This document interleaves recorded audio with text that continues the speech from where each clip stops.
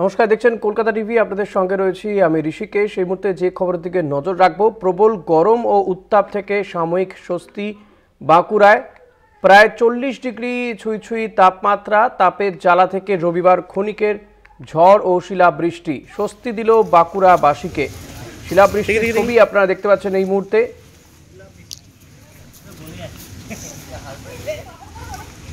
প্রবল গরম এবং যে তাপপ্রবাহের সতর্কবার্তা দিয়েছিল তার মধ্যে হঠাৎই বৃষ্টি। প্রবল গরম এবং উত্তাপ থেকে সাময়িক স্বস্তি মিলল বাঁকুড়াবাসীর।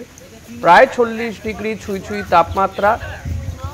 তাপের জ্বালা থেকে রবিবার ক্ষণিকে ঝড় ও শিলাবৃষ্টি স্বস্তি দিল বাঁকুড়াবাসীকে।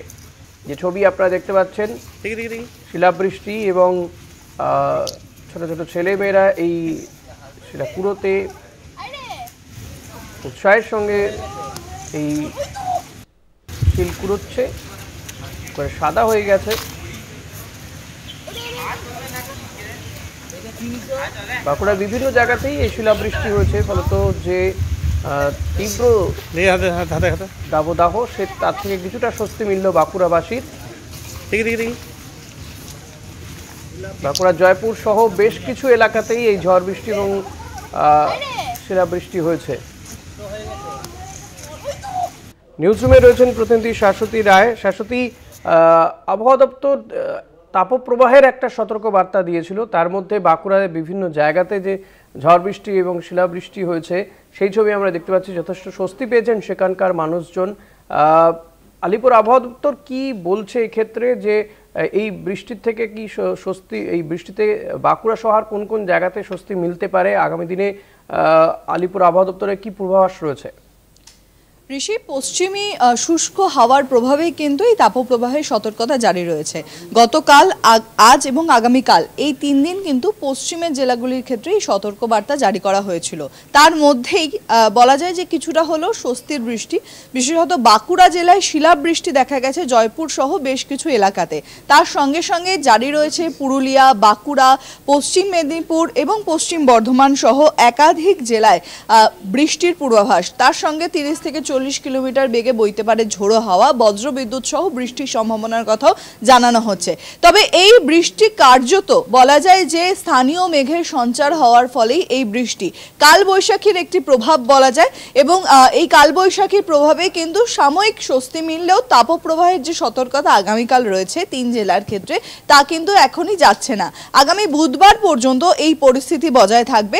তবে আজ বিকেলের পর থেকে বিভিন্ন জায়গায়, বিভিন্ন জেলায়, বিশেষত পশ্চিমের জেলাগুলিতে, যেই জেলাগুলিতে আজকে দক্ষিণবঙ্গের তাপপ্রবাহের সতর্কতা ছিল, পুরুলিয়া, বাঁকুড়া, বীরভূম এবং পশ্চিম বর্ধমান এবং পশ্চিম মেদিনীপুর, এই জেলাগুলিতেই আজকে স্বস্তির বৃষ্টি দেখা গেছে কিছুক্ষণ আগে পর্যন্ত এবং বেশ কিছু জায়গাতে বৃষ্টির পূর্বাভাস জারি করা হয়েছে। তবে সবটাই বিক্ষিপ্তভাবে বৃষ্টি, সম্পূর্ণ জেলা কিন্তু এই বৃষ্টির আওতাধীন হবে না বা সম্পূর্ণ জেলায় এই স্বস্তি মিলবে না। তাই তাপপ্রবাহের যে প্রভাব তা আগামীকালও বজায় থাকবে এবং দক্ষিণবঙ্গের বাকি জেলাগুলির ক্ষেত্রে তাপমাত্রার পারদ কিন্তু ঊর্ধ্বমুখী থাকবে। শহর কলকাতাতেও আজকে তাপমাত্রার পারদ যথেষ্ট মাত্রায় ঊর্ধ্বমুখী রয়েছে। প্রায় 34.7 ডিগ্রি সেলসিয়াসে ঘরে রয়েছে সর্বোচ্চ তাপমাত্রা এবং অস্বস্তি জারি থাকবে প্রত্যেকটি জেলাতেই। হুগলি জেলার ক্ষেত্রেও আজকে বৃষ্টির পূর্বাভাস রয়েছে। উত্তর 24 পরগনাতেও বিক্ষিপ্তভাবে বিভিন্ন জায়গায় মেঘের সঞ্চার হয়েছে। সকাল থেকে মেঘলা আকাশ দেখা গেলেও তারপর কিন্তু বেলা বাড়ার সঙ্গে সঙ্গে গরম এবং অস্বস্তি জারি ছিল দক্ষিণবঙ্গের সব জায়গায়।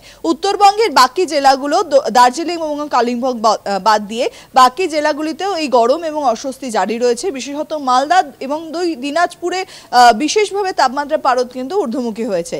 দার্জিলিং এবং কালিম্পংয়ে বিক্ষিপ্তভাবে হালকা বৃষ্টির পূর্বাভাস আজও ছিল।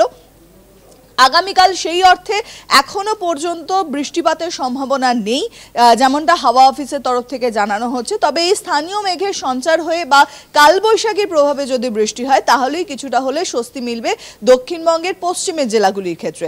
আগামীকালও এই তাপপ্রবাহের সতর্কতা জারি রয়েছে। তবে আজ কিছুক্ষণের জন্য এই বৃষ্টি বাঁকুড়া, পুরুলিয়া সহ একাধিক জেলাতে স্বস্তি দিয়েছে মানুষজনকে, কারণ তাপমাত্রা প্রায় 40 ডিগ্রি ছুঁই ছুঁই এবং বলা যায় যে মার্চের মধ্যখানে অর্থাৎ বসন্তেই যদি এই তাপপ্রবাহের প্রভাব থাকে সেক্ষেত্রে যথেষ্ট মাত্রায় অস্বস্তি হচ্ছে মানুষজনের, এবং এখনই এই গরম পড়লে আগামী গ্রীষ্মকালে কি পরিস্থিতি হবে তার জন্য কিন্তু যথেষ্ট মাত্রায় চিন্তিত সাধারণ মানুষ। সেখান থেকে কিছুটা হলেও স্বস্তি দিল এই সাময়িক বৃষ্টি। আবারও বলি, পুরুলিয়া, বাঁকুড়া, হুগলি, পূর্ব বর্ধমান, আলিপুরদুয়ার এবং এক্ষেত্রে পশ্চিম মেদিনীপুর এই জেলাগুলিতে বিশেষ সতর্কতা জারি রয়েছে। 30 থেকে 40 কিলোমিটার বেগে বইতে পারে ঝোড়ো হাওয়া, সঙ্গে বজ্রবিদ্যুৎ সহ বৃষ্টির সম্ভাবনা। বাঁকুড়াতে শিলাবৃষ্টি হলেও অন্যান্য জায়গায় হালকা বিক্ষিপ্তভাবে বৃষ্টি হয়ে কিছুটা হলেও স্বস্তি দিয়েছে রাজ্যবাসীকে। শাশ্বতী, সেক্ষেত্রে কি শহর কলকাতা এবং উত্তর দক্ষিণ 24 পরগনার কিছু অংশ, কলকাতা লগোয়া এই অংশগুলোতে, সেখানে কি এই বৃষ্টির স্বস্তি মিলবে না আপাতত?